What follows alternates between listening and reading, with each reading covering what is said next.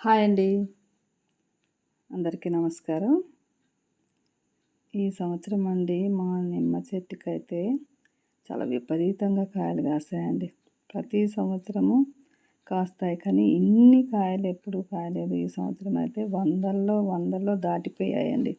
ఒక 3-4 మంత్స్ నుండి అయితే ఎన్ని కాయలో అసలు. ఇవి ఒక్కొక్క కొమ్మ వంగిపోయి కింద వరకు ఒక్కొక్క కొమ్మకే వందల్లో కాయలు ఉన్నాయండి. అలా చాలా కాయలు కాసేసరికి అక్కడ వర్క్ నడుస్తూ ఉండే మా ఇంటి పని, ఇంకా రకరకాలుగా వర్కర్స్ వస్తూ ఉన్నారు. మేము ఉండం కాబట్టి వాళ్ళు ఎన్ని తెంపుకుంటున్నా కానీ అవి మాత్రం తరగలేదండి. చాలా కాయలు తెంపుతున్నాము, ఇంట్లో వాడుకుంటున్నాము, తెలిసిన వాళ్ళకు కొన్ని ఇస్తున్నాము. చాలా గుత్తులుగా చాలా కాయలు కాసాయి. ఇట్లా కొమ్మలు కూడా బాగా ఒరిగిపోయాయి. బరువు ఎక్కువైపోయి పడిపోతున్న వాటిని కూడా కొన్నిటిని కొట్టేస్తూ ఉన్న, కాయలు తెంపినవి కొన్ని కట్ చేస్తూ ప్రూన్ చేస్తూ ఉంటే కూడా ఆ చెట్టు నిండా కాయలేనండి. ఇంకా కొమ్మలు నేను ఎక్కడైతే కాయలు అయిపోతున్నాయో వాటిని మళ్ళీ కట్ చేసేస్తున్నాను, బరువు తగ్గుతుందని. ఒకవైపు కొమ్మలు పడిపోతుంటే నరికేస్తున్నాం, మళ్ళీ ఇంకోవైపు మళ్ళీ ఒరిగిపోతున్నాయి. ఎక్కడ చూసినా గుత్తులు కాయలండి. మామూలుగా లేవు కాయలైతే, చాలా కాయలు ఉన్నాయి.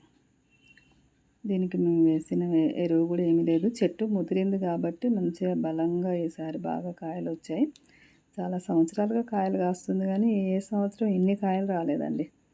చాలా కాయలు వచ్చాయి. పచ్చడి పెట్టుకున్నాము బాగా. ఇంకా ఎక్కువ ఉన్నవి తెంపి మా బంధువుల్లో చుట్టాలందరికీ పచ్చడి కోసం కూడా పంచాము.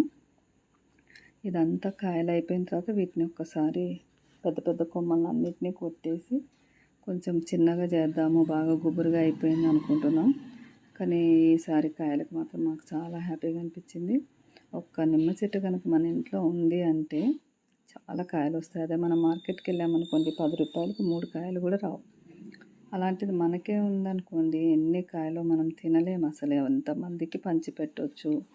చాలా కాయలు కాస్తాయి. ఇది చాలా సంవత్సరాల నుండి కాస్తుంది.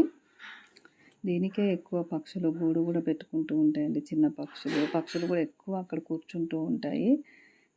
జామ చెట్టు, సపోటా చెట్టు, ఇవి 3 కలిసిపోయి ఉంటాయి కాబట్టి సందడిగా ఉంటాయండి పక్షులు. అక్కడ పక్షులంతా ఆ కొమ్మల మీదే కూర్చుంటూ ఉంటాయి. పిల్లలు అక్కడే కూర్చుంటూ ఉంటాయి. అక్కడే వాటికి నీళ్లు పెడుతూ ఉంటాను. ఇవైతే అసలు ఎంత ఫ్రెష్గా ఎన్ని ఉన్నాయి చూడండి. వీటినన్నిటినీ ఊరెళ్తూ మా బంధువుల కోసం తీసుకెళ్ళామండి. అందరికీ కొన్ని ఇచ్చాము. వాళ్ళందరూ పచ్చడి పెట్టుకుంటారు కదా.